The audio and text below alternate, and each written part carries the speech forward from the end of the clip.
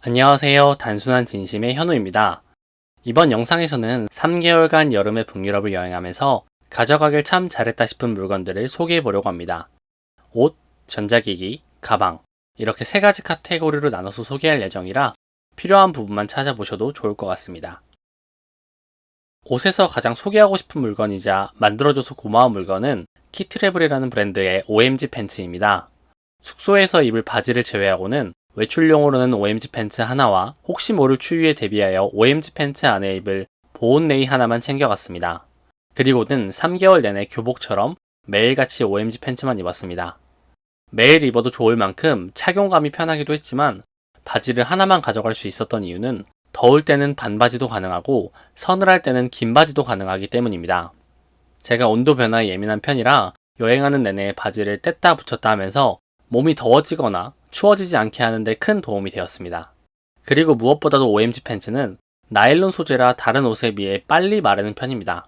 그러다 보니 숙소에 돌아와서 빨래를 하고 다음날 바로 입을 수 있었기 때문에 외출용 바지는 하나만 가져가도 부족함이 없었습니다. 두 번째는 수영복입니다.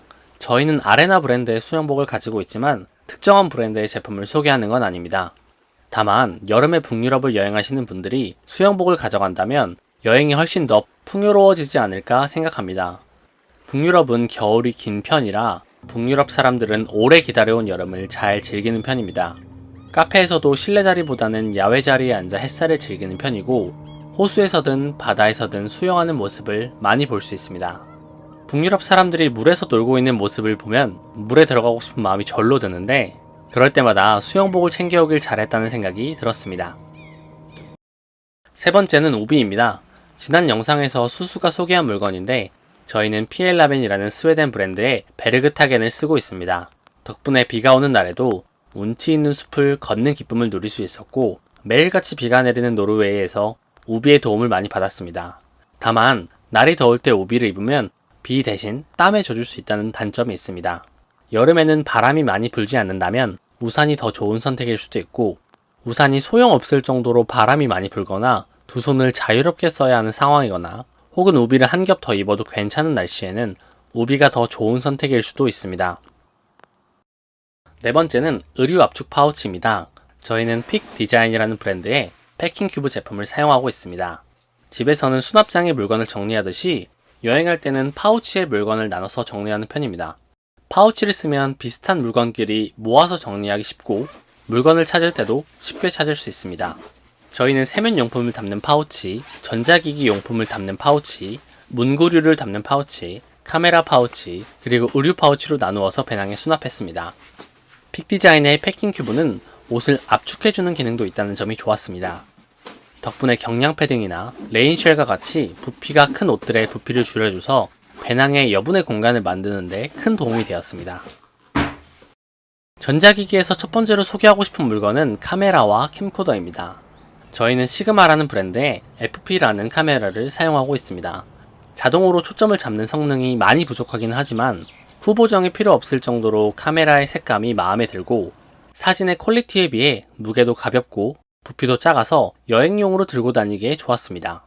렌즈는 총 3개를 가져갔는데 실내 공간과 풍경을 담기에 좋은 24mm 렌즈, 여행의 일상을 담기에 좋은 65mm 렌즈, 그리고 새를 담기에 좋은 100/400 망원 렌즈를 챙겨갔습니다. 대상에 따라 렌즈를 바꿔야 하는 번거로움이 있지만 기억하고 싶은 순간을 담아내기에는 3개의 렌즈로 충분했습니다. 캠코더는 이번 여행을 위해 소니의 AX43 제품을 구매했습니다.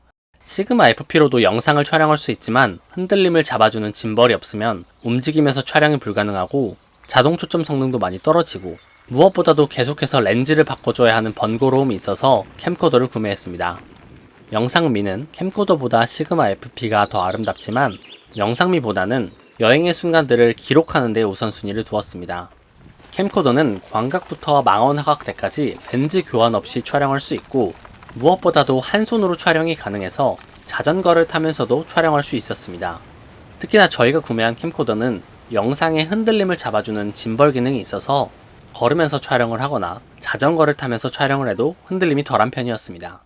여행을 마치고 영상들을 하나씩 보면서 캠코더를 가져가길 잘했다라는 생각을 했습니다. 영상에는 그 순간의 감정이 담긴 목소리와 주변의 소리가 담겨 있어서 여행의 순간을 생생하게 느끼게 해주기 때문입니다. 영상 기기에 대한 전문적인 지식이나 기술 없이 여행의 순간들을 편하게 기록하고 싶은 분들에게는 캠코더를 추천드립니다. 세 번째로 소개하고 싶은 물건은 픽디자인이라는 브랜드의 캡처라는 제품입니다.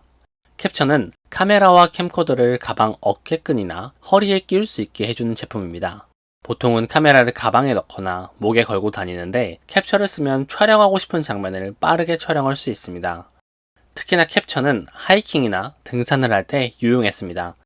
카메라를 목에 걸면 걷거나 오르막을 오를 때 카메라가 흔들리면서 몸을 치는 경우가 많습니다.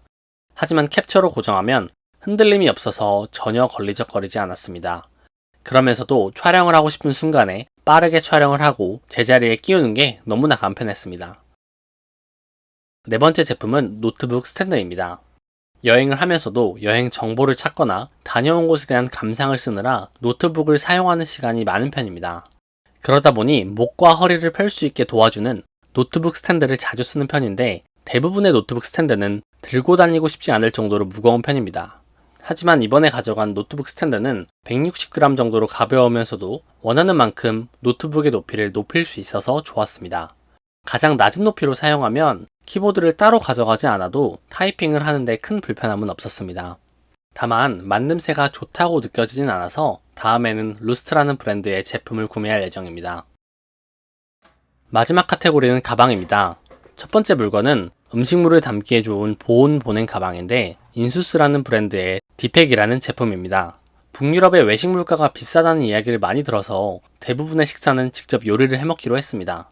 아침 저녁은 숙소에서 먹고 점심 식사는 도시락을 싸들고 다닐 계획이었습니다.